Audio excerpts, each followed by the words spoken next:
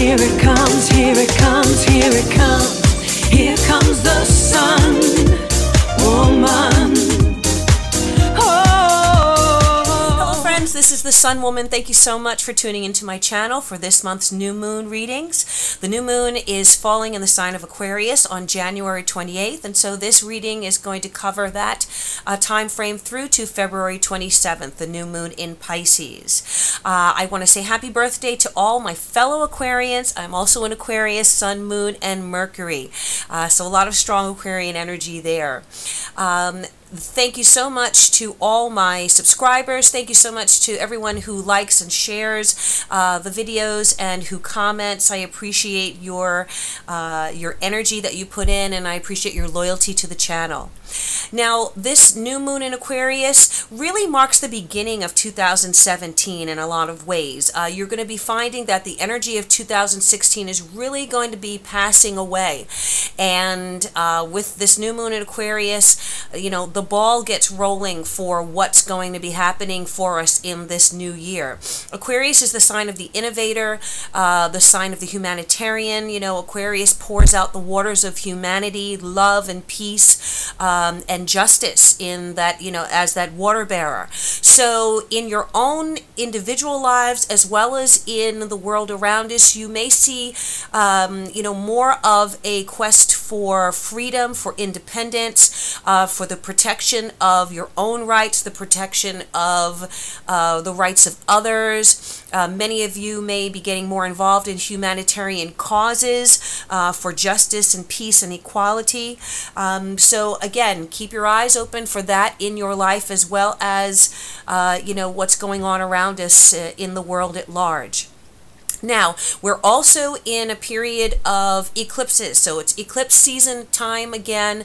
The eclipses in February are going to be falling on February 10th in the sign of Virgo, so Virgo and Pisces are going to be very strong there. Those eclipses that's a full moon eclipse on February 10th, so as we know, full moons bring culmination, they bring endings, they bring clearing away of energies so that we can start, you know, with a fresh slate.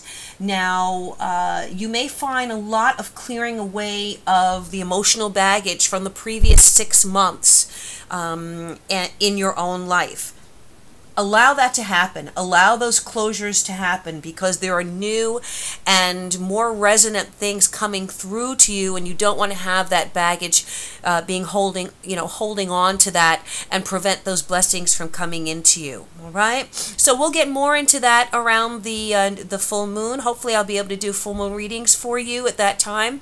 But for now, let's just concentrate on the new moon in Aquarius for each of the 12 individual signs. Now, these are general readings. If you'd like a private reading that is, again, very specific, very tailored to your own personal situation, please contact me at the link below here in the information box at my website, or you can contact me on Facebook as well.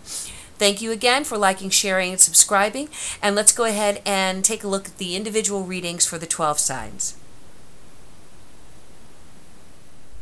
Hello Aquarius, once again happy birthday to you. Alright, so this reading again is covering that new moon period that is in your sign, and what I feel like is going to be happening this month for you is that you're going to have to walk a fine line of balance this month. Okay, I feel like there are a lot of things that you're going to have to go by the book. You're going to have to put one foot in front of the next and not be impatient to have things happen before it's time, or you're going to need to learn things or put things in motion in a systematic way before you can get to the end product that you're hoping for. Okay, whether that is in your professional life, or whether it is in your emotional life, or with your you know, changes that you want to bring through, it's going to be one foot in front of the next. Okay, so I feel that this new moon energy is going to allow you, it's going to give you that fresh energy to get things started, to get that ball rolling. But I want you to guard yourself against impulsiveness, against impatience, against being, acting recklessly. There may be a need for you to fight for something this month, whether it is your own position, whether it is for the love of someone else, whether it is fighting for your relationship against outside, influences that may be trying to undermine it. You may be needing to defend your position where your professional situation is concerned. But whatever this is and wherever this is that you need to take a strong stance, make sure that you're not being aggressive, that you're not doing it in a way that is immature. There's a need to guard against immaturity and to look at things from a very balanced and mature perspective. Now, I feel that you have achieved some kind of big thing, Aquarius. Whether it's a promotion in your job situation, whether some of you have, succeeded in obtaining a degree in a field that you've been studying for a while, whether it is that you have move to the next level in a relationship, or you've begun a relationship. Some of you may have been married recently or moved in with someone. Some of you may have achieved some big thing in your career. So there's been a promotion, or there's been some kind of positive feedback and positive reward from the efforts you've been putting in. Whatever it is, you've moved to the next level, Aquarius, the next level of maturity, the next level of achievement in your life. So you are moving on. You're in this initiation phase from one area of your life, moving into the next. But it is moving forward. It is making progress, and there is an elevation of some sort. Okay? Now, what's happening right now is indicated here by the Ten of Wands. Now, the world was here talking about that period of achievement, okay? You making something happen in your life through your own creative energies. Now I feel like you're kind of fitting into the routine of it, and many of you may have taken on a whole lot of responsibility. You may have a lot on your shoulders. Many of you may be working very hard, very long hours, a lot of visits, a lot of clients, a lot of phone calls, a lot of paperwork. So you're really kind of up underneath that workload right now on some level. I love this picture. I'm using the Beautiful Art of Life deck this month. And so, look at this picture of the man who is at his desk, and he's got paperwork. He's looking at, at a book here. He's got papers sliding off. He's got a pile of paperwork here. He's got things on the floor, scrolls, manuscripts. His bag is there. So, but he is focused. He's focused on what he's doing. So again, a lot of you may be putting in a lot of time and effort into something that you're involved in. And I feel like it's not that you can't handle it. You absolutely can handle the work. You can absolutely handle a responsibility. If you couldn't, you wouldn't be in this position right now, okay? You're coming from the World to the Ten of Wands. So you have achieved something, and now you are shouldering that responsibility, getting that work done. You're focused on what it is that you need to do. You're focused on the tasks at hand. Now, the flip side of the Ten of Wands is that it can cause a lot of stress, okay? The responsibility that you have can put a lot of weight on your shoulders. You may be, as I said, working long hours, not getting enough sleep. There may be a lot. You're carrying a lot of weight. You could be burdened. You could be weighed down right now. All right? You're definitely handling it, but it's a lot. And so I feel like some of you this month are going to, move from that energy into, which is a great card for me to see after the Ten of Wands, the Six of Swords, which means that there's going to be a letting off of that pressure. All right, somehow, some way, whether it is someone coming in to assist you, to take some of that responsibility off your shoulders, maybe you learning to delegate work in a way that you can, take a breath and relax a little bit. Some of you may be traveling or, moving away or taking a trip or going on vacation, taking some time away. The Six of Swords is here, talks about moving from stress onto calmer energies, calmer shores, more of a break, being able to catch your breath, okay, being able to exhale a little bit now that you've come out of this period of such high achievement, such high level energy and high level focus.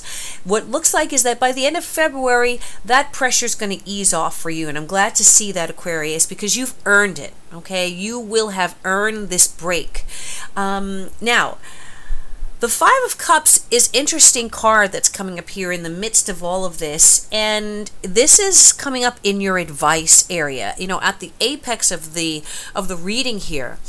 And so it's interesting because the Five of Cups is usually, it's an emotional card, okay? It has to do with emotional situations, emotional relationships, romantic relationships. It's not the easiest card in that aspect because most of the time it talks about some kind of stress or difficulty. It talks about perhaps either experiencing some disappointment in a relationship and having to now regroup, or if you're still in that relationship, there maybe was some stress going on there, and now you have to kind of pick up the pieces and move forward, or pick up the pieces and start over. Some of you may have, come out of a relationship, maybe a relationship ended, and now you are looking to move forward, to start fresh. And but that energy is lingering, okay? That emotional energy is lingering. Now, the way to deal with the Five of Cups, and this being your advice card, is that, we have to consider it in the if you know the traditional Rider-Waite deck, there's always 3 cups spilled and 2 cups right side up. So what does that mean? Well, that means that even though there may have been loss, even there may have been disappointment, or even though there may have been some sadness in a past relationship or in the relationship that you currently are in, there are 2 cups that are still upright. Okay, so 2 of the cups are still there. They're still full of love. They are, still overflowing with emotion. So this could mean, if you are still in a relationship, that you can now start rebuilding. That there is still something there worth to continue forward with. Okay, the 2 cups, 2 people in love. Think of the Two of Cups card. Despite what has happened, there is a chance to regain that sense of partnership, that sense of connection, okay, that emotional connection. Now, for those of you who have ended a relationship, the Two of Cups is there saying that you can love again. There will be opportunities again for you to connect with someone, to fall in love, to have a good partnership, okay, to have a harmonious relationship. So, despite all of the efforts that you're putting in your professional life or in the responsibilities that you're carrying, this emotional energy is really the overriding energy on you right now. This is what's, at the top of this reading. So with everything that you're doing, you are still very focused on emotions and love and a connection with someone. So the best way, as I said, to deal with that is to be hopeful that there is still a chance, that there is still the potential for good things coming to you on an emotional level. Now, you will know your personal situation, whether you are in a relationship, a marriage, a long-term relationship, whether you have ended one, or, whether you are starting a new one. You'll know how this Five of Cups energies translates in your life, okay? And so, but that's the advice, to focus on what is still good, or what can be good, or what will be good, despite the disappointment in the past. All right? Now, the Four of Swords is here, and the Four of Swords is coming up in the area that rules the influences around you right now. The Four of Swords is a take take a break card. Okay, it's the you need a rest card.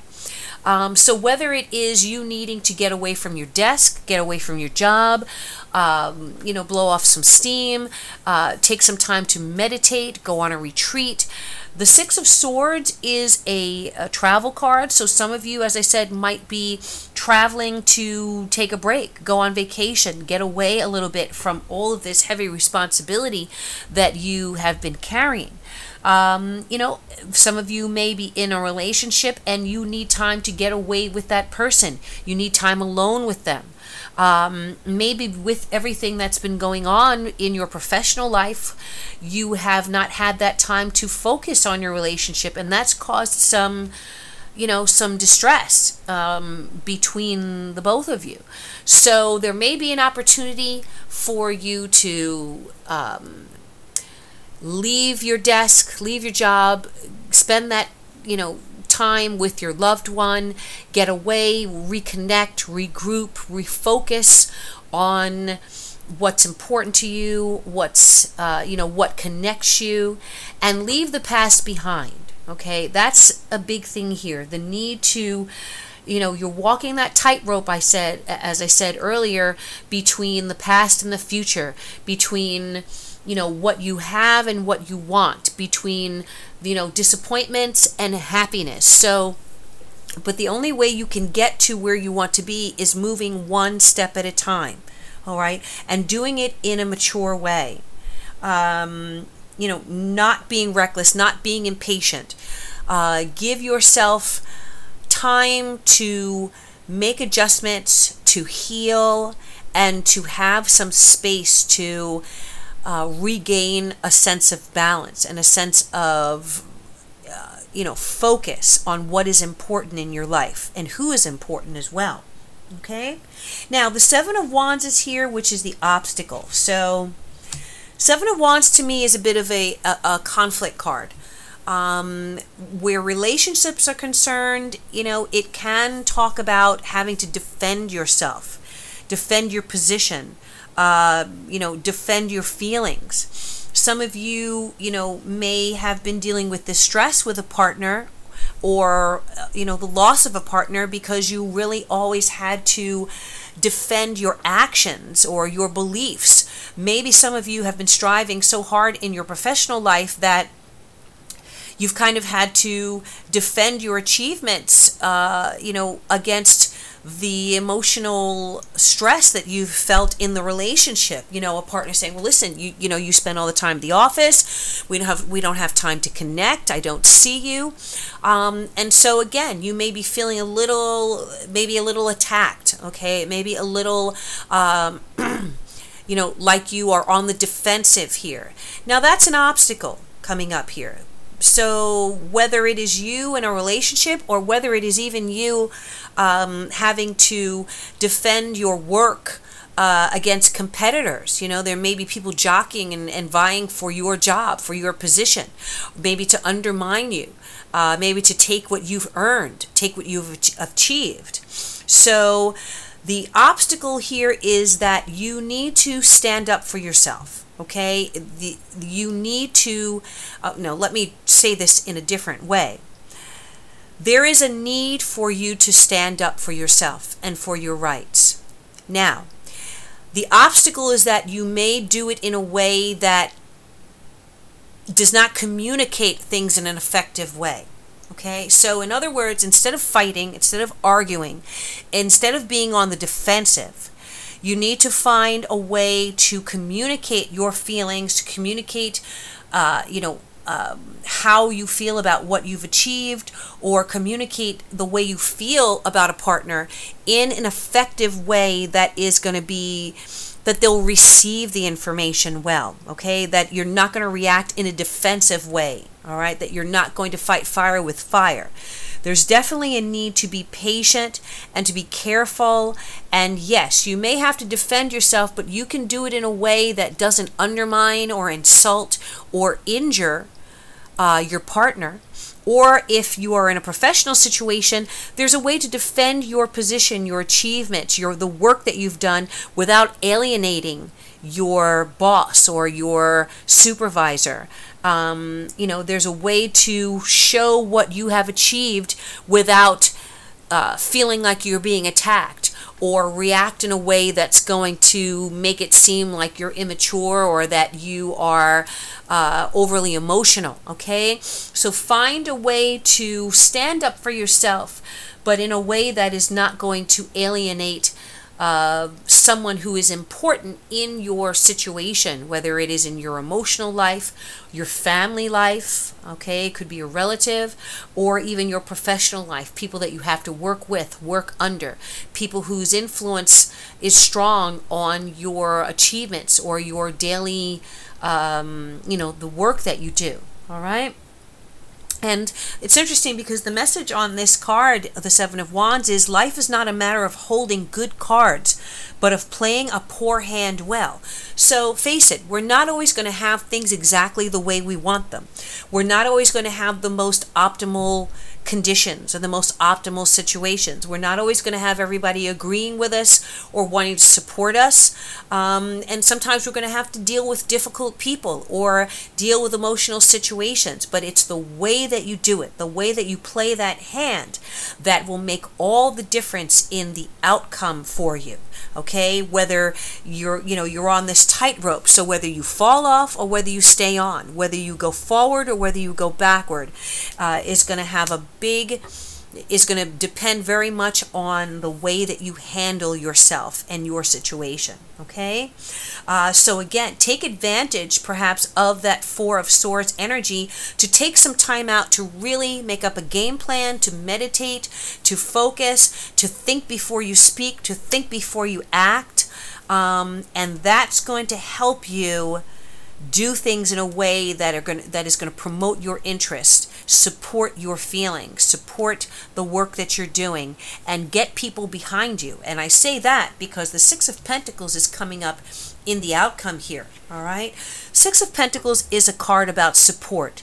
It's a card about karmic blessings and karmic gifts. The Six of Pentacles represents an influence in your life that's coming in to support you, to get behind you, to maybe give you a gift, whether that gift is a financial blessing or whether it is, listen, I believe in you, I believe in the work that you're doing, I'm going to back you up, I'm going to support you, I'm not going to let people put you down, I'm going to help you defend yourself, help you defend your work, or if it's a loved one, it could be the same dialogue, but it's, listen, I'm going to back you up no matter what. I know how hard you've been working. I know what you've been trying to achieve. I'm there for you. I will be here to help you. Okay? So it's that energy of someone who is supportive of you, who cares about you, because they've seen what you've done. They've seen what you can accomplish. They know who you are on a soul level. They know your heart. And so they're there to back you up and to to fight with you, not against you, and not fight you, but to, be behind you and be that power behind you. Now, again, as I said, this could be financial. It could be someone saying, listen, here's seed money. Here is a gift. Here's a financial gift. Don't worry about paying it back to me right now. When you have finish the work that you're doing and that it takes off and I know you're capable of it, then you can pay me back. Then we can talk about it, okay? Or it can be someone saying, listen, I don't want it back. I'm doing this because I want to support somebody and I believe in you, okay? So whether it's time, energy, resources, love, whatever it is, you have this really good Six of Pentacles energy saying that you've got a backup. You've got karmic gifts, you've got energies, you may have spirit guides, or you may have relatives who have passed on, who are not of this plane, but who are blessing you, So whatever it is, the outcome here looks really good. It's going to be important, though, for you to take that time to get up from out from under whatever heavy responsibility you have that you have earned. and to take a break, take a moment to think, to map out your game plan, to not be caught up in wistful thinking about what could have been or what has happened or what someone did to you. It's time to get past that energy and move forward balanced, okay? Now, for you Aquarians, Jupiter is still in Libra, which is an air sign. So you as an air sign are benefiting from that Jupiter in Libra energy, which is going to be there in that trine relationship to help you move forward, to help support you. Maybe this Six of Pentacles is an expression of that Jupiter energy, okay? Someone who's going to come back you up, bring you opportunities, bring you financial gifts, bring you a blessing that you were not expecting. Often the Six of Pentacles is just something that you have not necessarily earned as far as the work that you've done, but just by the karma that you've sown, by the good deeds that you've sown, and it's coming back to you in a different way, in a way that you least expected it. All right? So good reading for you, Aquarius. Stay focused, stay focused, stay balanced. Act in a mature fashion. Don't be impulsive. Take that time out this month. Keep in mind that February 10th is that full moon eclipse, so something will be coming to an end, Aquarius, okay? That's what full moons are all about. Culminations, sweeping away that, emotional baggage from the last 6 months and presenting you with a clean slate to continue moving forward on until the next new moon. For you, that full moon is going to be influencing your one-on-one relationships, your partnerships, okay? Leo, Aquarius. So some of this closure may happen in an emotional relationship. Some of this closure may happen with a partnership. So you may be seeing a partnership moving to the next level, whether it's business or emotional, or you may be seeing a partnership ending so that someone new can come into your life and be that supportive energy that you need. All right, so that's your reading, Aquarius. Again, if you want a private reading, please contact me at the link below.